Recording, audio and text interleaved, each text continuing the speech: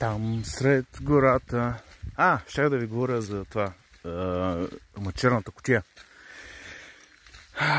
Всичко е на основата на колоидното сребро. Сребърна вода. Какво са амокоидните води? Това са всъщност сребърната вода, например.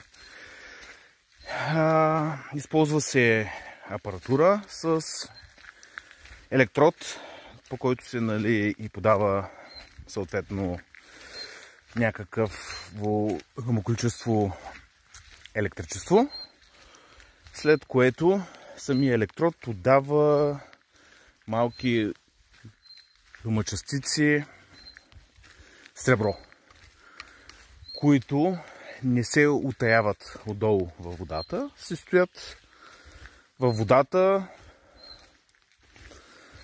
като всъщност хомогенна смес, нали? Течност.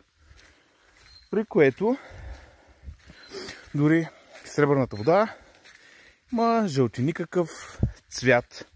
Някой път е по-белезникъв, мътничко, някой път е бистро жълтеникаво. Това зависи вече от различни фактори, но за която и да е от тях си върши работа. Има дори и такива, които са изцяло бистри, изглеждат като вода. И съответно, за да си направиш златна вода, вече сменяш електрода с златен. Се прави цинк и платина. Съответно сменяш електрода с цинков, с платинен.